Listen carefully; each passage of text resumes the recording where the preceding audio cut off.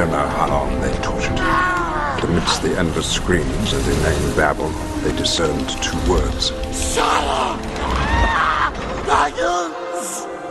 If you love sweets as much as I do, and you want to lose weight, this video is for you.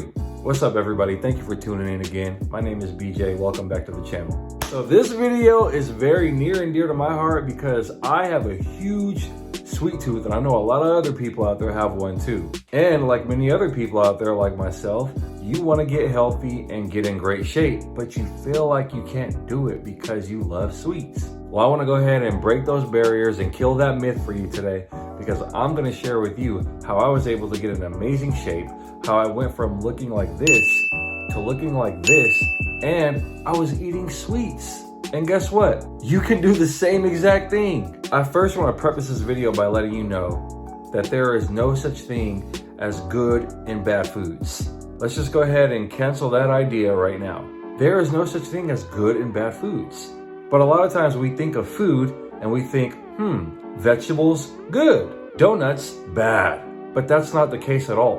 What is true is that there are certain foods that are more nutrient dense than other foods, but that doesn't make it good or bad. Because at the end of the day, food is just food. We have three major macronutrients.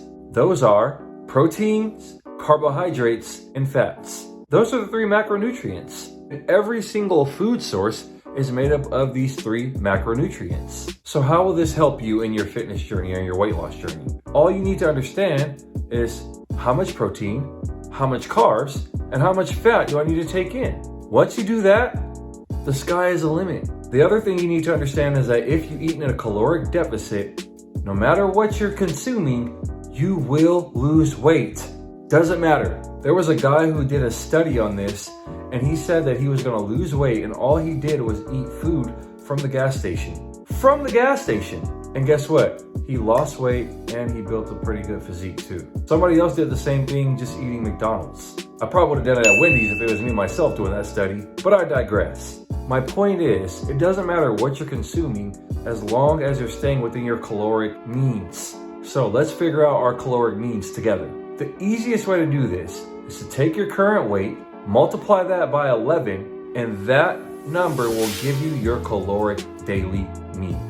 So when I first started out, I took my current weight at the time, I was 200 pounds, I multiplied it by 11, and that gave me a caloric daily need of 2,200 calories. Simply put, as long as I hit 2,200 calories and don't go over that, no matter what I consume, I'm gonna lose about a pound or two a week. And of course I accompany that with regular exercise, which is something that you wanna be doing if you wanna lose weight anyway. Another thing that you wanna focus on is not weight loss, but muscle growth. You're probably thinking to yourself, why would I wanna build muscle if I wanna lose this weight first? Wouldn't it be the other way around? No, because when you're building muscle, muscle burns fat. This is why when you're building muscle, your fat starts to get scorched. Think of it like this. Take a hot skillet. Take a stick of butter and put it on the skillet. Now what starts to happen to that butter? It melts, right? This is the same way it works when you build muscle in your body with fat. The muscle is that hot skillet. The fat is the butter. So when you start to build your muscle up and you do resistance training and you exercise, your body becomes a fat burning machine and you start burning fat, no matter what you're consuming. Now, obviously, I do want to say this. I think it's important to have flexibility in your diet. I'm going to be absolutely honest with you. When I first started this method, since my cap was 2,200, I was having Burger King at least 3 to 4 days a week. Burger King! I would go there on my lunch break, and on that one sitting, my meal would probably hit about 1,700 to 1,800 calories.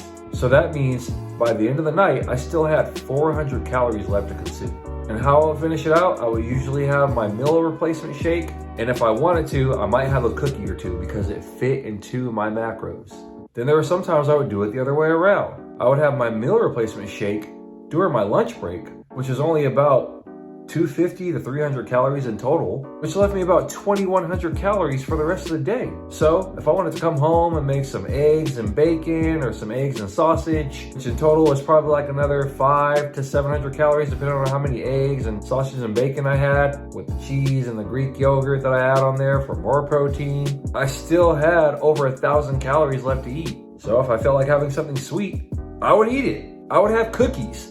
I would have donuts. I would eat cookie butter out of the jar. It just depends on how I felt, and I would eat it. If there were times where I was eating something like chicken and broccoli, or I had myself a nice healthy wrap that had steak, rice, ground turkey, I would have turkey meatballs on the side. And if I didn't feel like having a carb source like a potato or rice or something like that, I would opt out for a carb source that I actually wanted, like cereal or donuts or cookies.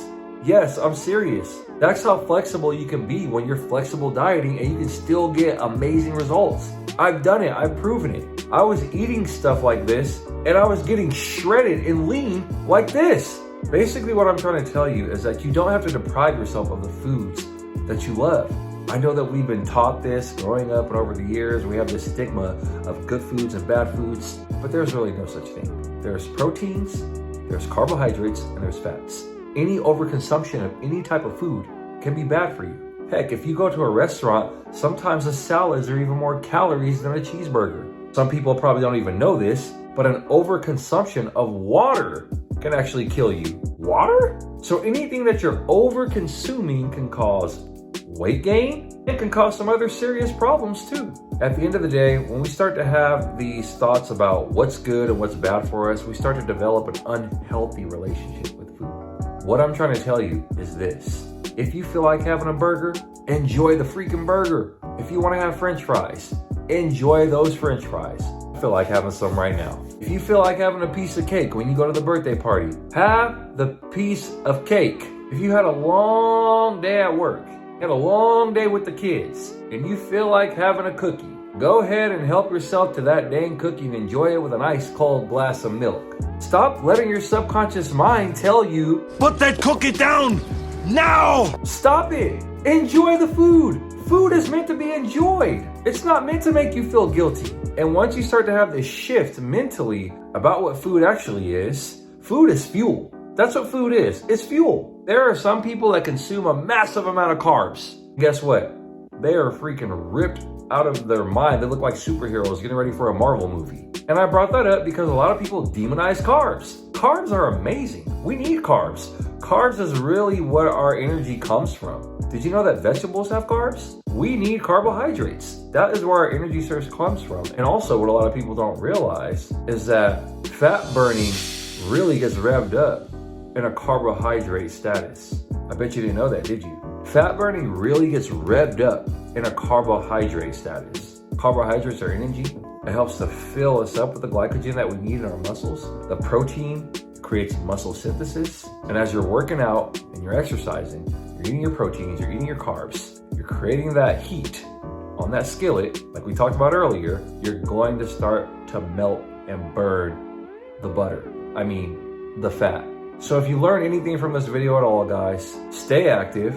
I would say exercise at least 2 to 4 times a week. Calculate your caloric base, which I showed you how to do. And as long as you stay within your caloric base, you can pretty much eat whatever the heck you want to eat and enjoy it and still get amazing results. People all over the world have done it. I have done it myself, and you can do it too.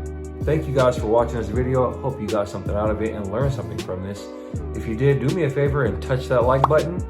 Hit the subscribe button, and also smash that bell icon so that way you can be notified whenever I do upload a new video to the channel. And as I always say at the end of these videos, I love you guys, God bless you, and I'll see you in the next video. Peace.